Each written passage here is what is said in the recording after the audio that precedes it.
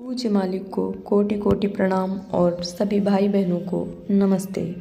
पूज्य चारी जी के अनुसार हमें इस सत्य का आभास हुआ कि खाना केवल हमारे पोषण के लिए है ताकि शरीर जीवित रह सके।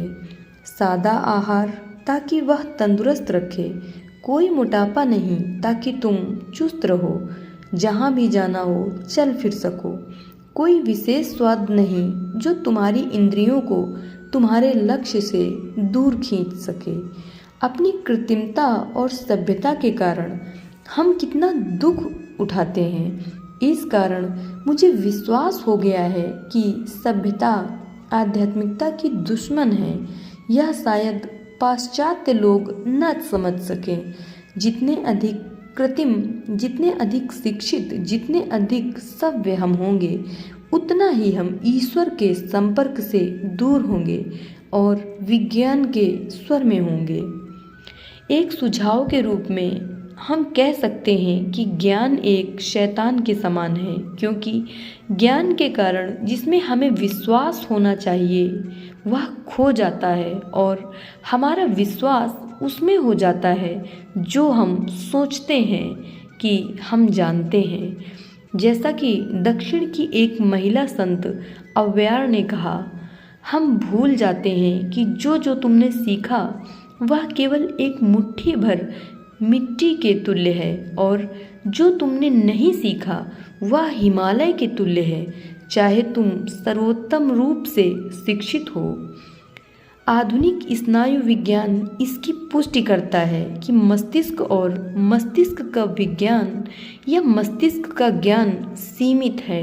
महान लोगों ने कहा है कि सबसे बुद्धिमान मनुष्य भी अपनी मानसिक क्षमता केवल 9% ही प्रयोग करता है और इसके साथ हम इतने अहंकारी अभिमानी हो जाते हैं और नोबेल पुरस्कार की बात करते हैं। दुर्भाग्यपूर्ण है कि जब हम गुरु को जज करने की कोशिश करते हैं तो हमारी यही प्रवृत्ति होती है। पहला सिद्धांत है, अपने गुरु के स्रोतों पर भार मत डालिए, यह सभ्य व्यवहार है।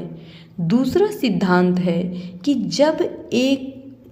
जब तक एकदम आवश्यक न हो, जीवन और मृत्यु का प्रश्न न हो, उनके कार्य में बाधा मत डालिए। तीसरा सिद्धांत, जो सभ्यता का प्रतीक है, उन विषयों पर प्रश्न मत पूछिए जिनके विषय में आप यह भी नहीं जानते कि क्या प्रश्न पूछा जाए। निरर्थक प्रश्न, क्या आत्मा का अस्तित्व है? क्या ईश्वर का अस्तित्व है? वे कहते थे, यदि ईश्वर का अस्तित्व नहीं होता तो तुम यह प्रश्न पूछने के लिए यहाँ नहीं होते। जब हम प्रश्न पूछते हैं तो हम दो चीज़ें प्रदर्शित करते हैं। प्रथम, अपना अज्ञान जो वे जानते हैं।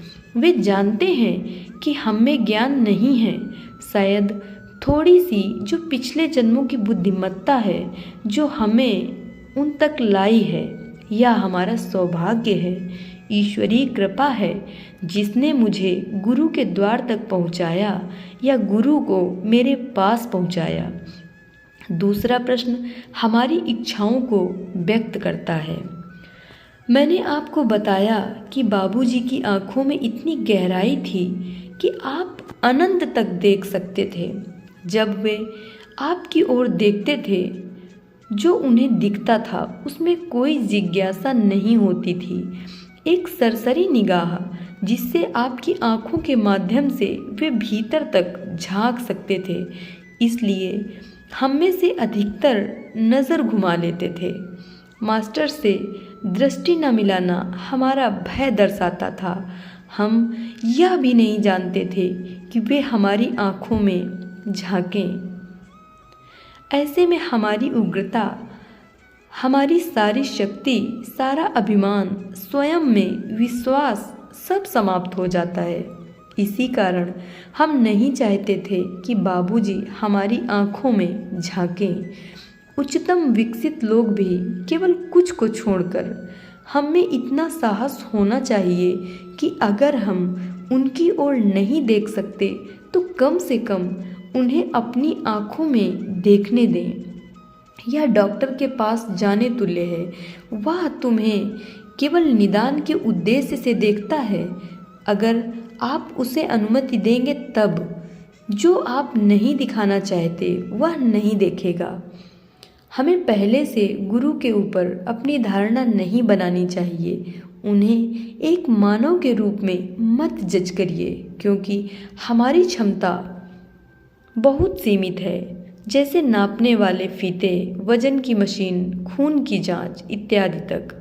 इसका यह अर्थ नहीं कि मुझ में डॉक्टरी के व्यवसाय के लिए कोई आदर नहीं। जीवन और मृत्यु डॉक्टर के क्षेत्र के बाहर है। अगर वे इसे समझने का प्रयास कर रहे हैं तो समझ लें कि यह शारीरिक प्राचालिकता के बाहर है। जीवन का उससे कोई संबंध नहीं है, क्योंकि जीवन अति सूक्ष्म व अप्रत्यक्ष है। उसे जाना नहीं जा सकता, अनुभव नहीं किया जा सकता। वह शाश्वत है, परंतु एक मानव शरीर में वह छोटा है। बाबूजी के अनुसार उस अल्पकाल की अवधि को एक स्कूल की भांति जानो। चाहे तुम्हारी आयु जितनी भी हो, वह एक स्कूल है जहाँ से हम अपना पाठ सीख कर बाहर आते हैं, जहाँ से उच्च ज्ञान के लिए बड़े विद्यालय में जाते हैं, जहाँ शरीर रहित आत्माएं या अभाग्यवश आपको नए वर्ष शिक्षा के लिए पुनः वहीं आना पड़ता है। तो पहली चीज है गुरु।